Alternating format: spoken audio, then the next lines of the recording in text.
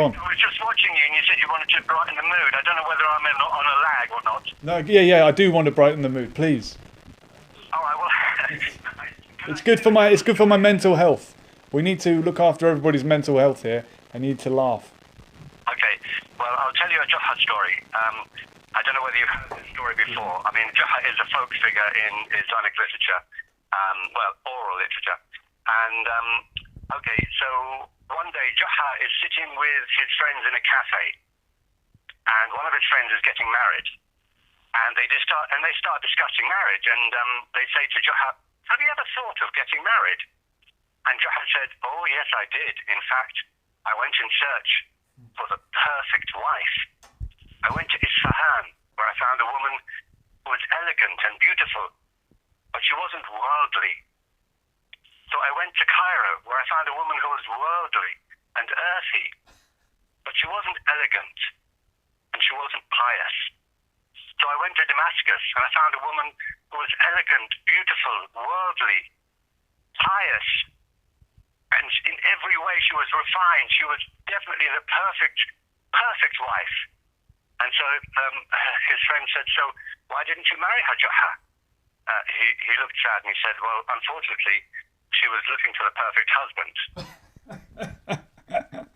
And that wasn't him. Oh man. Thank you. Well, give us a little explanation of what worldly means. What does what? Worldly. Worldly. Basically, somebody who knows how to sort of deal with the world, and there's a saying. My brother told me that a farmer's wife needs to be able to carry a sheep under each arm. Oh wow. That sort of a wife. Well, you pronounce it very well. The practicalities. Get water from the well. Why do some Arabs? You're good with linguistics, Hassan. Why do some Arabs struggle with the word world? Why is that? Or have you noticed that? Because of the R. Okay, the R in front of an L doesn't work. You mean why can't they articulate it properly? Some Arabs, not all, but some, when they refer to the world, it sounds like word. In Arabic, you've got a very strong R. Okay. There are some differences between English and Arabic, lots as well. Well, there's big differences. For example, in English, you can have two vowelless consonants. So, for example, you can say click. Right. So you have C and L, which are consonants, and they are vowelless. But in Arabic, you have to introduce a vowel. So they will say click. Yeah. And for example, in English, if you say the name Mark, the R is almost silent. I'm going to try and catch you out now. I'm going to catch you out, Hassan. It's a very strong R. What? I'm going to catch you out if I can. What's the plural of dog? What is the plural of dogs? Kilab. Is that kleb? It's not kalab. Am I right? Kilab. It's the calf. Well, in colloquial, now, you see, I'm talking about classical Arabic because that's my speciality. But if you're talking about colloquial Arabic sometimes does,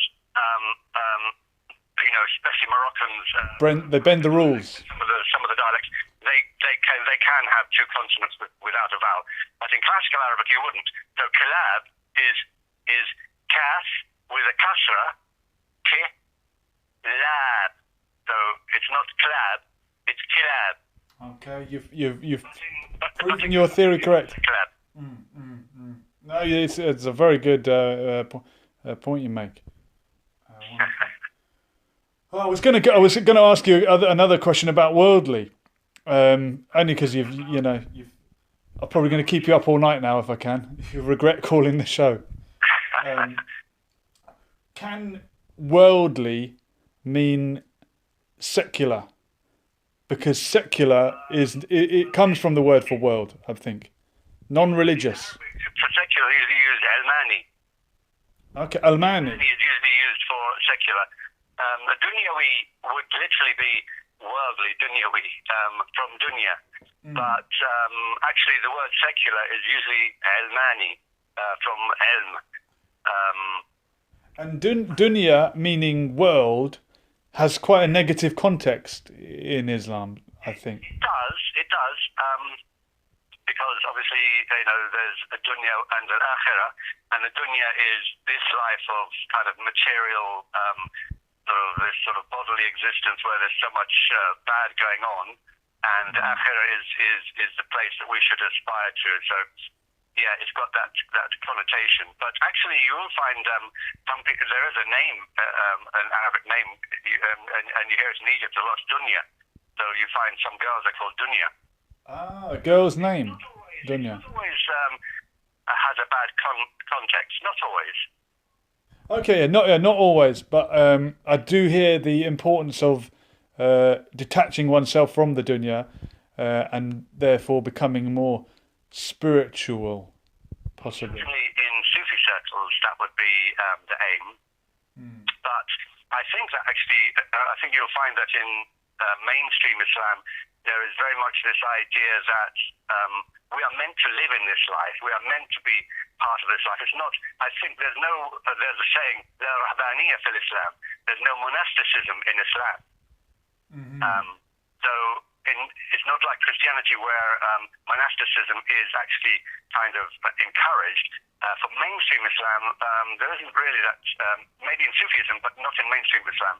There is that sense that, yes, you're supposed to do your religious duties, you're supposed to pray and be pious, but you're also supposed to take part in the daily affairs. And there's this very famous hadith, or it's I don't know whether it's actually a Sahih hadith, but it's a story of two brothers, one who prayed all the time and one who was working all the time, didn't have time, to do all the prayers. And in the end, to cut the long story short, basically the one who had been doing all the work and providing the food for the other one so that he could just sit and pray all the time, got the greater reward. Oh, wow. There is this kind of recognition that, you've got to balance the two. I think mainstream Islam tries to balance, the sort of spiritual and the sort of mundane daily tasks of life, which it accepts are a reality. There is a saying that work is worship, right? Work is worship. Have you heard that? Yeah, absolutely. Work is worship. Al-amal ibadah. Can be a form of worship. Yeah. And the question in the chat from Darren Musso: what's the other word, not dunya? Another word for world, perhaps they're looking for. Say alam. There's alam. What other words can we? And ard is what? Land, earth. Ard, yes, you can say ard. Alam. You can. What other words? Anyone in the chat got another word for world? No, there'll be many ways to describe these things. Hassan, thank you. You have lightened the mood. Thank you, and you shared some wisdom as always. Thank you as always. Salam. Welcome, sir.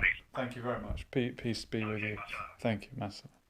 That's lovely to hear from Hassan Radwan. Yeah, the other word for world, I'm not sure, Darren Musso, but in English we can say world, earth, planet, and the globe.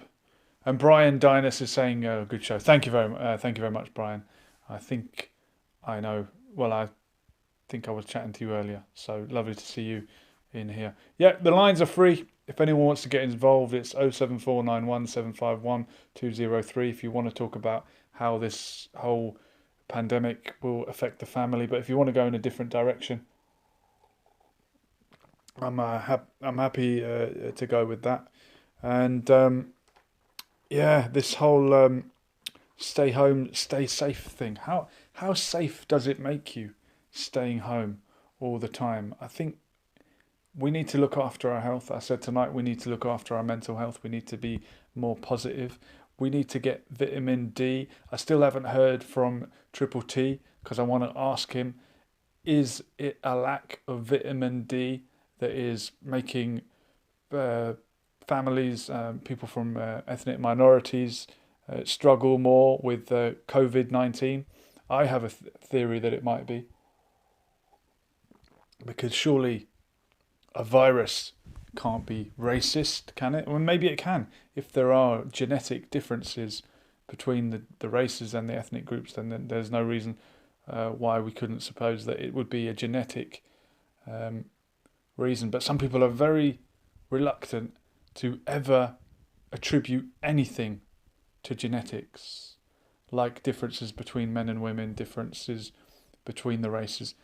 If we are physically different, how could genetics not play a role? I understand why there's that knee-jerk revulsion to going down any sort of road that might sound like it's anything to do with eugenics, but men are dying at a higher rate from COVID-19 than women.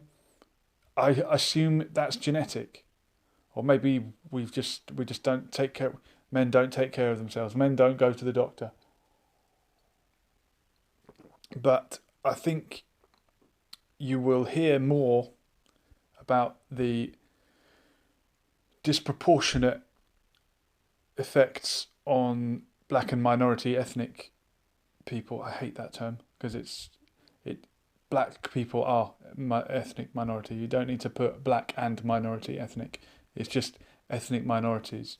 I think we're going to hear more about the disproportionate representation or suffering from COVID-19 among ethnic minority communities than we will about the poor old men suffering more than the women. And maybe that is because the men suffering more than the women is just purely genetic and there's nothing we can do about it. Maybe the inequalities within the structure and within the structure of society is why ethnic minorities are dying at a higher rate than the white majority population. I don't know. Maybe someone who knows more than me can give me a call.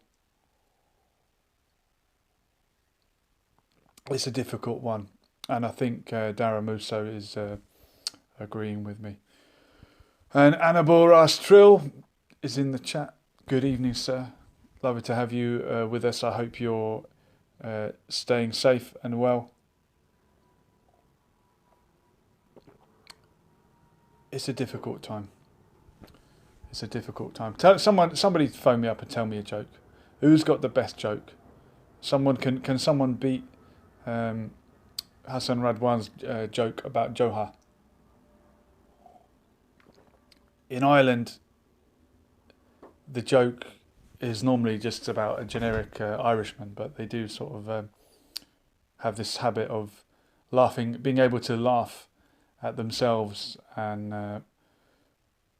the classic would be Irishman walking down the street, looks across, walking along a river, by the river, not a street, the river, and he looks across to the other chap on the other side and says, "Hey, how do you get to the other side?" And the guy responds back, I can't do the accent. He says, "You're already on the other side."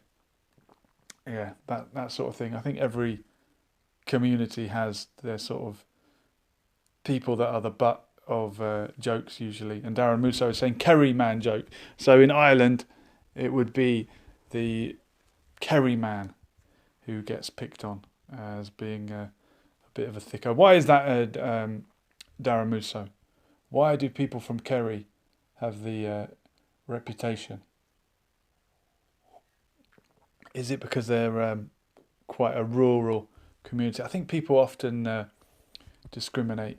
The town people discriminate against the country bumpkins. They're sort of seen as backward, being out of touch, being bereft of all the technology that we have in the towns. But hey, we all might be living like that before long. And in the chat, Amlasam is giving us a joke. 2 crisp packets were walking down the streets. I offered them a ride. "No thanks," they said. "We're walkers." Superb. Thank you very much. Tell that joke to Saj. He's a fan of a crisp packet, and Darren Musso is saying that's right, Colchis. Yeah, now are Colchis people that live in the town? Is that the the um, the rude word for people that live in the town? Triple T is saying that he heard that joke 19 years ago, and it's still funny now. Wow, yeah, still gets me every time. People that live in the town, if we go Marxist for a minute, are the bourgeoisie. That's what Marx referred to when he said the bourg, meaning town. These were rich town dwellers. And as people moved from peasant, agrarian lifestyle into the cities, as we had urbanization and the industrial revolution in the 18th century, you had these rich bourgeoisie who owned the means of production. And something that I learned from Pavlov of Speaker's Corner is that villain, the word villain, ville en français, meaning town, means someone who lives in the town. So maybe it's a Marxist agenda or philosophy that has this sort of suspicion of the one who lives in the town or the one who lives in the countryside. I remember when I was a kid reading a wonderful book about the town mouse and the country mouse and their different lifestyles. Obviously, the town mouse lives in the town and the country mouse lives in the country, and they just sort of contrast each other's experiences. And that's what you need for a great story, is contrast. But more and more we seem to be dividing ourselves into these in groups and out groups. It's no longer people who live in the town and people who don't live in the town. It's races, religion, whatever it is. But we always have this habit of them and us, dividing ourselves into two groups. But in the chat, Hassan Radwan is saying, one day Johar was being an imam and a man asked him the correct Islamic procedure to follow when a dog has fouled a wall. Johar replied, the wall must be destroyed. Hold on. The wall must be destroyed and rebuilt 7 times, reciting a dua. The man thanked Johar and was leaving when he said, by the way, it's the wall between your house and your neighbour's house. Johar grabbed his arm and said, on second thoughts, just throw a bucket of water over it. Yeah, it's funny how religious people change their mind on certain fatwa depending on the situation. And Darren Musa is saying, watch out for the townies, the Colchis from the country tell you. Yeah, and this word Colchi, I think I was mispronouncing it when I heard it before, but it's a term that I have heard Romany travellers, or I don't use the term gypsy because it's what's the word? It's an incorrect word. It's a mistake. Hassan Radwan might know where the word gypsy originates from. It's a misnomer. Why were gypsies referred to as such? I wonder, does he know? It was because people mistakenly thought they were Egyptian. So I reluctantly use the word gypsy as it's a misnomer. People thought that gypsies originated from Egypt. Apparently, if you trace their roots, they more likely hark back to northern India, Rajasthan in particular. But this word Kulchi I have heard Romany travellers in England and travellers of Irish heritage also, the likes of Tyson Fury. If I can't beat a pumped up bodybuilder, I'm not any good then, am I? I'm the Gypsy King. People like him.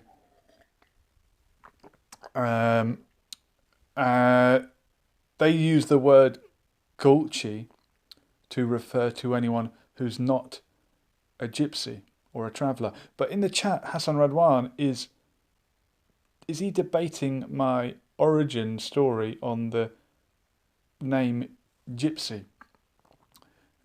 I know it's not correct, Hassan. I know they're not from Egypt, but I thought people mistakenly thought they were, presumably because of their skin tone. And Dardasha is saying, I use Joha stories in my Arabic lessons, and definitely it's the best. And you can find those Arabic lessons on Dardasha's channel, which you can find if you click on the name right there. There it is. Daramuso is saying, I'm from traveller background, and Hassan is correct, and yes to Julian. Okay, so yes, travellers, or gypsies as we sometimes call them, are not from Egypt, but people, idiots that they were, mistakenly thought they were. Kind of like a lot of people in this country, if they just have a vaguely brown skin, will get referred to as the P word, even though they're from anywhere near Pakistan. This is the way that people make generalizations. Darren Musso is saying, Gorga, brackets, gypsy, is the word you're getting mixed up with culture. Gorga might be a word as well, but I'm sure people of traveller heritage in England, in the south of England, use that word. Wow, you're making me question myself now, which is good. But I thought, Gorgia. You might be right. You might be right. Yes, maybe I was wrong. But again, it's this term, and many communities have it, a term for them and us. Muslim and kafir, non-believer. Now, you can debate the meaning of that word all night. Hassan Radwan can probably tell you the definition. And some people will say it refers to someone who knows the truth but covers it up. Why would you do that? I don't know. But in general parlance, Muslim is contrasted with kafir, meaning non-Muslim. In the Jewish world, it's Jew and Gentile. The Jews and the non-Jews. Gentile meaning I think we get the same word, the similar root to genetic, generation, the nations. So it's them and us. And do Christians have a similar term for non-believers? I don't know. Heathens, pagans.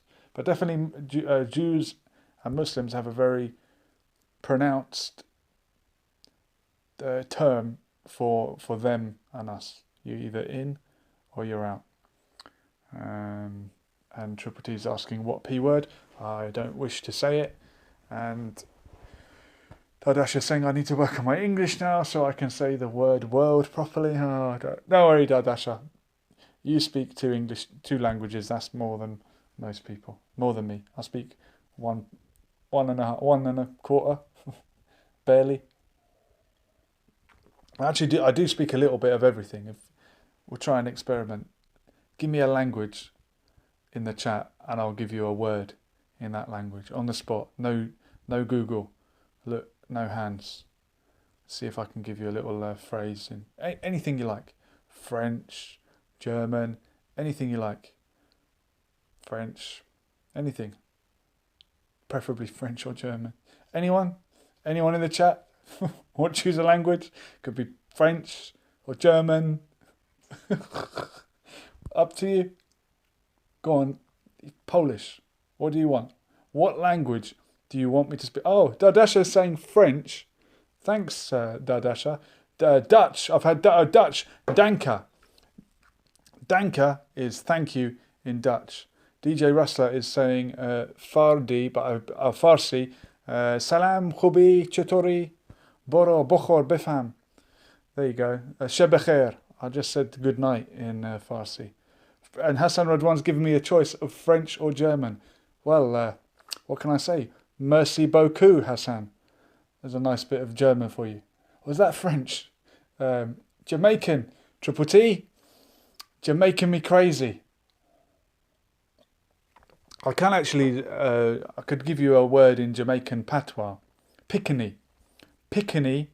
Does anyone know what pickney means in Jamaican patois? I'll give you time to work it out. Jamaican patois is heavily influenced by the Irish accent, actually, and other parts of the Caribbean. Man of many talents. Well, thank you very much, Darren Musso. Well, look, I'm not that talented. I'm a jack of all trades. I'm about to say good night in any language you want. But someone did request another one. Now, I speak a little bit of everything. Not well. I'm an all-rounder. But look, it's been up and down. We had a very sort of... no, Piccini means children. Them are naughty Piccini them. Naughty children. And Hassan Radwan is saying that his wife went to the Caribbean and he's asking the question, Jamaica? And he's saying, no, Barbados. No, she wanted to go. It's been absolutely marvellous for me. I hope it was for you. Yeah, we need to do a whole night on jokes just to help our mental health through this time. So, and I know Hassan Radwan's a dad, so he can maybe he can specialise in dad jokes. Why are dad jokes portrayed as being terrible? Men have a hard time. They have a hard time in the divorce courts. Their humour is no good, and we die from COVID-19 more so than women, apparently. Okay, ladies and gentlemen, thank you for joining me. And Hassan Radwan saying he's got loads of dad jokes. Right, line them up. We'll do a dad joke night. This has been Lessons for Life, and we'll do it all again soon. Dad Asher saying men like to complain a lot. Well, too much. We'll do it all again soon. We were here, and we're gone. Laters. Do men really like to complain a lot? Yes. I can see you complaining.